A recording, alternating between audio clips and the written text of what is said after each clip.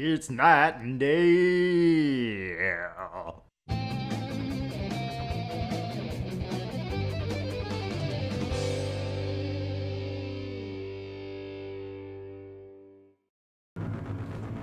Okay, Night and Day are back again. We're once again returning to the world of Freddy's Sister Location. Thought we were over and done with, but apparently not. We have a whole new ending that we're supposed to get to. So, as you can see, we have the second star, but we're gonna do the Cupcake Mini game over again for you guys since we didn't get that last time.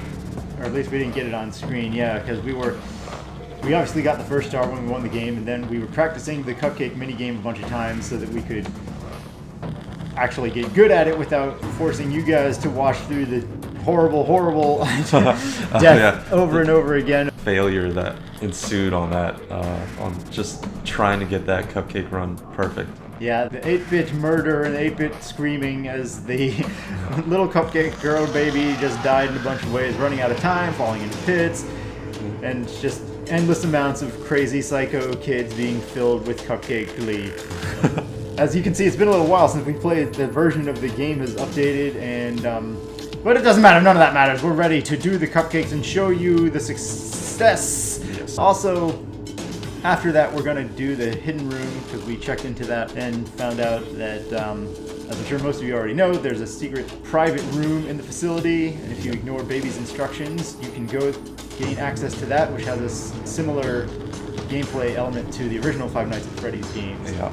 So, yes, we're going to show you all of that, and strangely enough, what we were sure was going to be a secret isn't anything as far as the keypads and the sequences of numbers that Baby gives you while you're under the desk that we were pretty sure was going to be some sort of hidden code to unlock something. So far, that's absolutely nothing. You can't do anything with those numbers. Yeah, I thought for sure that we had found something special there, but apparently not. And there's keypads planted all over the map, so that's possibly the most ultimate troll of this game. It's just everyone going in and putting in all those different permutations of those key codes and getting nothing in return. So at least we still have a alternate ending for you guys that we can show you, and we can get back to the whole secret room, like Rob said. So without further ado, let's show you some cupcakes. Yep. Bring forth the cupcakes. Okay, so we're going to do a cupcake run and show you guys the strategy you need to do, or about, because it's not 100% set in stone. There's a small amount of leeway there. Yeah. So first, if you want to practice the cupcakes after you won the normal game, you can bring the mouse to the lower left-hand corner, and the little 8-bit baby icon will pop up, and you can click that to start the cupcake run. And you can actually, if you win the cupcake run from there, it does count. It will give you the second star and the key card for accessing the private room. Yeah.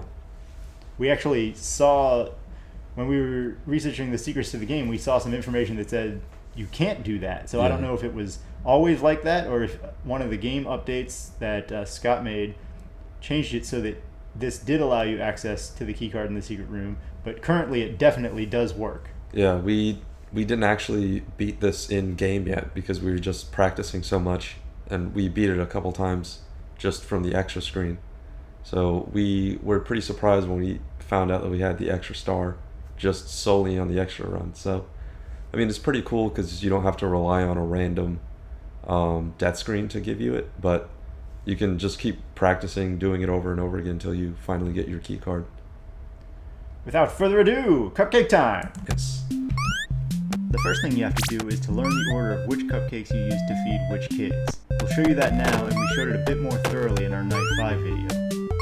Then you'll have to get used to a couple tricky jumps. After that, it's about doing your run as quickly and efficiently as possible. Yeah, you gotta be super efficient on these runs, so every movement you make is gonna be, you have to know if you can move and shoot at the same time. So you want to have about 49 seconds left on the game timer when you pick up the blue triple cupcake, and 39 seconds left when you pick up the green rocket launcher cupcake. When you feed all the kids cupcakes, an ice cream will spawn at the end. You'll have to grab the ice cream and then ignore the goal and immediately run all the way back to the beginning. The timer will slow down at this point, so you'll have enough time to make it back.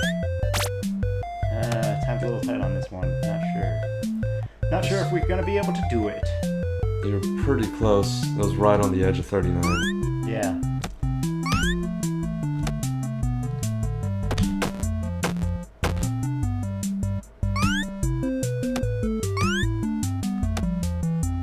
So we found the order, and we did the order correctly on our other run, but we didn't know that after you win, you have to go all the way back to the beginning with in order to really win. Yeah.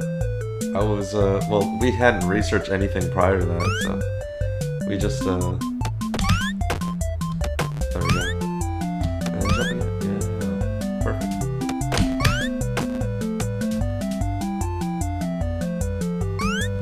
So you want to have about 20 seconds when you get here and get the ice cream. So we may be in there correctly at this point. I'm not sure.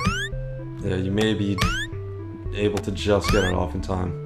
You want to jump right there at the end of the screen because there's actually a pit if you don't. Yeah, it's surprised us a couple times. Let's see. I think it's pretty straightforward. Once you know the order, it's just a matter of making your time as efficiently used as possible. And yeah, just make sure you get your jumps right. Like after a bunch of practice, it'll be you'll be pretty consistent, I think.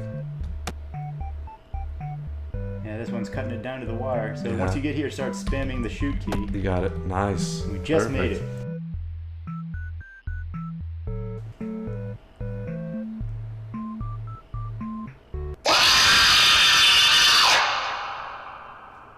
Yikes. And there you have it.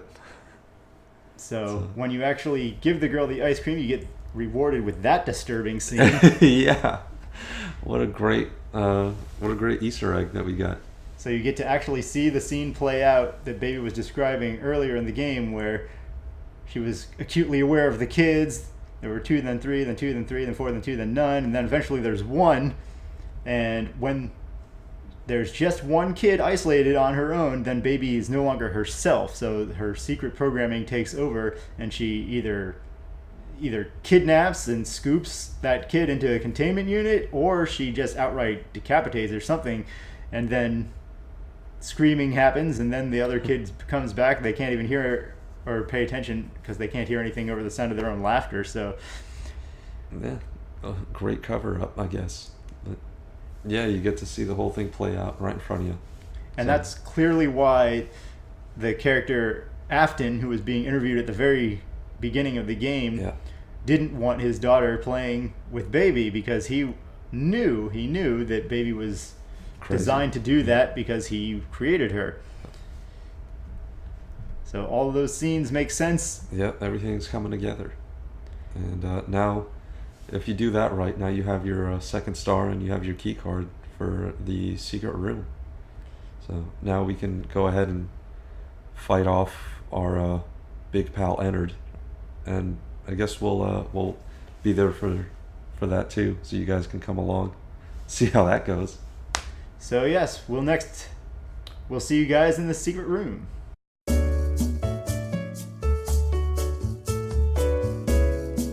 I mean, come on, Ennard, get out of my life. Still right in front of you.